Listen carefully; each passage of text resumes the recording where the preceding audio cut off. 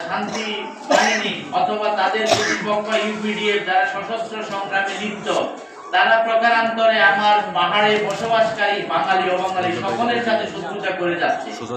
কারণ পাহাড়ে যদি নিরাপদ থাকে, পাহাড়ে যদি সুষ্ঠু শান্তিপূর্ণ পরিবেশ থাকে, তাহলে সারা পৃথিবীর মানুষ এই পাহাড়ে আসবে, আমার এই পার্বত্য চট্টগ্রামে আসবে একটি স্বাস্থ্যকর সুন্দর প্রকৃতির মনোরম দৃশ্য উপভোগ করার জন্য পর্যটন শিল্প গড়ে উঠবে। পাশাপাশি তার খুব কাছে আছে সাগর, পাহাড়ের পাশেই সাগর, যেটা আমার কক্সবাজার পৃথিবীর সবচেয়ে লম্বা সি বিচ। এত বড় সি বিচ পৃথিবীতে আর কোথাও নাই। এই সাগর দেখা আর পাহাড় অনুভব এরকম একটা উৎকৃষ্ট পর্যটনের জায়গা, সেখানে পরিকল্পিতভাবে ভারতীয়রা আমার অশান্তি সৃষ্টি করে রাখছে।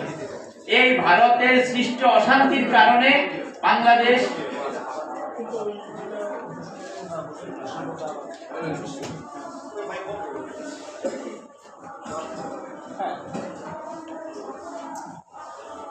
পাহাড়ের এই সৌন্দর্য উপভোগ করার জন্য আমার যে পর্যটনের ব্যাপক সম্ভাবনা, এই সম্ভাবনাকে কাজে লাগিয়ে বাংলাদেশ যেমন উন্নত হবে, পাহাড়ের যত 14টি জাতিগোষ্ঠী ইতিমধ্যে চিহ্নিত হয়েছে, 14টি জাতিগোষ্ঠী বাঙালি অবাঙালি মিলে সবাই উপকৃত হবে।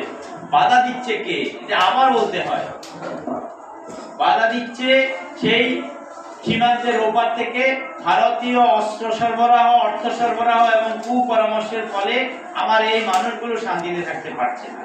তাই আমরা আজকে সিএসটি সম্প্রীতি অ্যালায়েন্সের মাধ্যমে এটা আহ্বান করব, আমার এই ভাই, আমাদের দীর্ঘদিনের রাজপথের পরীক্ষিত বন্ধু কয়চিংমং শাক সহ পাইসিংকই সহ যারা এই উদ্যোগ নিয়েছে, তাদেরকে আমরা সাধুবাদ জানাই। এবং আমরা আশা করব পাহাড়ি বসবাসরত বাঙালি অবাঙালির মধ্যে যে ভুল বুঝাবুঝি আছে, সেটা নিরসনে এই সংগঠন ভূমিকা রাখবে। এবং এই সংগঠন যদি সঠিক কার্যকরভাবে ভূমিকা রাখতে পারে, আমার পাহাড় যদি শান্তির সুবাতাস বয়, তবে আগামী বাংলাদেশে যে পর্যটন শিল্প এবং যে শান্তির সুবাতাস বইবে, তাতে আমরা অনেক বেশি লাভবান হব। পাশাপাশি কোনো জাতি গোষ্ঠীকে হারিয়ে যেতে দেওয়া যায় না।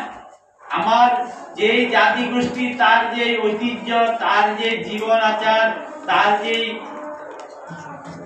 খাদ্যাভ্যাস, তার যে ঐতিহ্য, সেটা যদি আমি রক্ষা করতে না পারি, তাহলে আমাদের লস। কারণ প্রত্যেকটি মানব গোষ্ঠীর আচার এবং যে জীবন বৈচিত্র্য, তা গড়ে উঠেছে দীর্ঘদিন সময়, শত শত হাজার বছর ধরে তার বেঁচে থাকার সংগ্রামের মধ্যে দিয়ে। তাই তাদেরকে বাঁচিয়ে রাখতে হবে।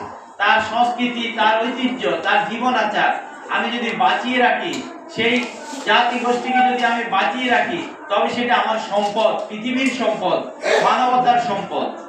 আমাদেরকে এই 14টি জাতিগোষ্ঠী যারা এখানে বসবাস করে, সবার ইতিহাস, ঐতিহ্য, সংস্কৃতিকে লালন করতে হবে।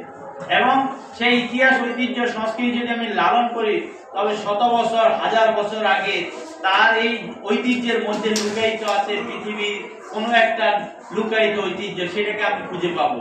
কোনো একটি লুকায়িত ইতিহাস, সেটাকে আমি খুঁজে পাবো। এই 14টি জাতিগোষ্ঠী বাঙালি অবাঙালি সহ সবাইকে তার নিজ নিজ ইতিহাস, ঐতিহ্য, সংস্কৃতি বাঁচিয়ে রাখার জন্য বাংলাদেশকে নয়, শুধু পৃথিবীর মানুষকে দায়িত্ব নিতে হবে। আমরা যারা মুসলমান, আমরা বিশ্বাস করি পরমত, অন্যের ধর্ম, মত, সংস্কৃতি এবং অন্যের ধর্ম বিশ্বাস, ধর্মীয় আচারকে সংরক্ষণ করা আমার ধর্মীয় নির্দেশ। তাই আমি যদি সুষ্ঠুভাবে আমার ধর্ম পালন করি, তবে কোনো জাতি, ধর্ম, নৃগোষ্ঠী যে কারণে তার কোনো প্রকার সাংস্কৃতিক অথবা ধর্মীয় স্বাধীনতা থেকে আমি হস্তক্ষেপ করবো না। এটাই আমার প্রধানত শিক্ষা।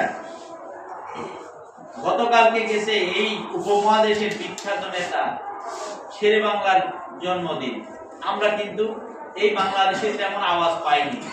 তাহলে আমি আত্মগোলা জাতি হয়ে যাচ্ছি। আমাকে এখান থেকে ফিরে আসতে হবে।